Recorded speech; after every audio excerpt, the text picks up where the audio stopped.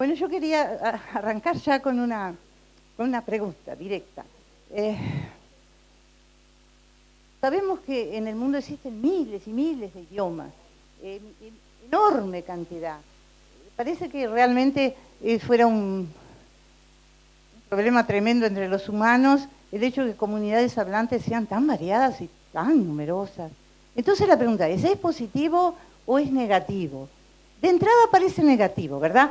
Porque si recordamos que todos recordamos la famosa historia bíblica de la Torre de Babel, recuerdan que los humanos parece que quisieron hacer una torre que llegara hasta el cielo, idea que no le gustó al Señor, y mandó un ángel para que confundiera los idiomas y no se entendieran y entonces no pudieran hacer la torre. Si pensamos así, es una maldición. Pero hay un lingüista, Steiner, que dice algo interesante, que en realidad no fue una maldición de Dios, sino más bien una bendición disfrazada, porque la posibilidad de que la realidad sea vista desde ángulos distintos, desde puntos de vista diferentes, como ocurre con los idiomas, que cada idioma nos presenta un modo de percibir y de pensar la realidad de un modo distinto. Es una riqueza inmensa. Son bosques, los he comparado con bosques sonoros, porque son sonidos a veces muy ajenos a nosotros, difíciles de pronunciar, pero que llaman la atención. Nos parece difícil entrar en ellos, pero van a ver ustedes que yo voy a tratar de encontrar alguna brecha para penetrar en esos bosques sonoros que les voy a contar. Pero primero quisiera hablarles de los numerosos prejuicios que tenemos en torno de las lenguas. Por ejemplo, se habla de que es más fácil tal idioma que otro, o que uno es más hermoso que otro, o más rico que otro. Eso no tiene sentido, porque cada lengua tiene su riqueza, su belleza particular. Es así. Tendemos, naturalmente, subjetivos. Si salimos de un idioma latino, como el nuestro, otro idioma nos parece, el italiano, el francés, el portugués, nos parecen más cercanos porque la misma atmósfera del latín los envuelve. También el claro rumano, el gallego, el catalán. Bueno, pero en realidad entonces esos son como bosques en los que los sentimos familiares, no solo porque justamente son de la misma familia, sino que no tenemos problema con estos, no tenemos problema, sentimos que son distintos, sentimos igual que no son iguales a la comodidad con la que nos movemos por los caminitos de nuestro bosque, que es el castellano. Pero les decía entonces que no podemos decir que tal lengua es más rica que otra, ni más, que los sonidos son más agradables, porque naturalmente estamos acostumbrados a determinada forma de oír, a determinado sonido de nuestras vocales y de nuestras consonantes, que naturalmente puede chocarnos de repente un sonido que nos resulte difícil de pronunciar o algo así. Pero todo es hábito, todo es hábito. Y les decía que hay prejuicios entonces, a veces muy arraigados, en cuanto como que algunos idiomas entonces son, por ejemplo, más cercanos o más lejanos a nosotros, y esos prejuicios debemos superarlos. Por ejemplo, hay un prejuicio con las lenguas de frontera. Sabemos que la más cercana a nosotros acá, a 100 y pocos kilómetros, es la frontera con Brasil. Entonces hay toda una forma de hablar, que a veces le decimos portuñol justamente, que fue muy como menospreciado, mucho tiempo cambió el punto de vista lingüístico sobre estos idiomas de frontera. El Spanglish también, Spanglish entre México y Estados Unidos. Últimamente apareció un interés por estas lenguas, y en nuestro país ha salido hace poco tiempo un libro muy elogiado de un poeta de Artigas, Fabián Severo, y se llama Noite no Norte, y es en portuñol. Es decir, que se llegaba en las escuelas a prohibir y aún a sancionar. También se ha cambiado el punto de vista, más bien ha despertado un nuevo interés, otras lenguas, que debiéramos sentirlas más cercanas, pero son extraordinariamente lejanas a nosotros, que son las lenguas que se hablaron en estas tierras antes que llegara la conquista española, ¿verdad? Entonces las lenguas indígenas, acá no hay una comunidad hablante de ninguna lengua indígena, porque junto con el exterminio de sus hablantes, se exterminó todo, por ejemplo, el idioma charrúa, ¿verdad? Nos quedan apenas unas palabras en ese idioma. Y el guaraní, que nos rodea por todos lados, aquí mismo, el nombre de este balneario, el nombre de nuestro país, el nombre de la ciudad en que vivimos, enorme cantidad de nombres en el campo, son guaraníes. Y no sabemos ni pronunciarlos bien. ¿Por qué? ¿Qué pasa? Que las vocales del guaraní son diferentes a las nuestras, especialmente la letra I, que es la del agua, es un sonido más gutural. Es decir, nosotros estamos tan acostumbrados a solo una I, y resulta que el inglés ya tiene la I suave que nos cuesta, esa I más débil, más suave, y el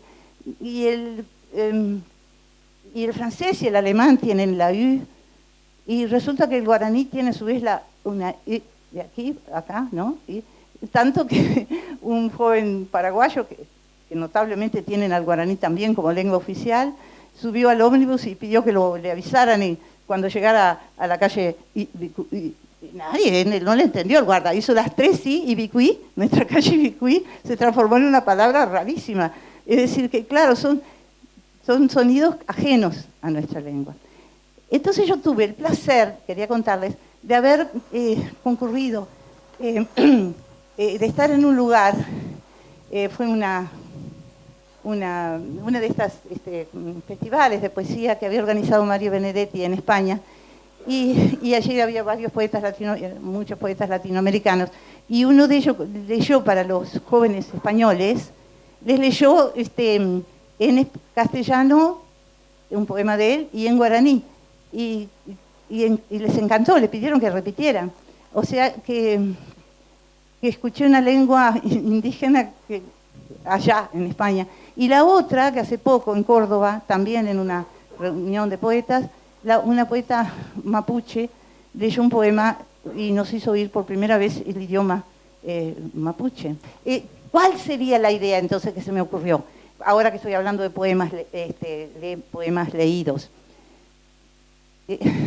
No es un método de aprender, no crean que voy a decir un método de aprender un idioma extranjero, no método, pero sí la posibilidad. Hagamos esto, ya que tenemos una tecnología que nos permite, tratemos de decir, pero bien pronunciado, un par de líneas en un poema de un idioma que no conocemos, pero que podemos, si nos esforzamos, y lo repetimos, lo ponemos y lo repetimos, fíjense que es posible, entonces, que abrimos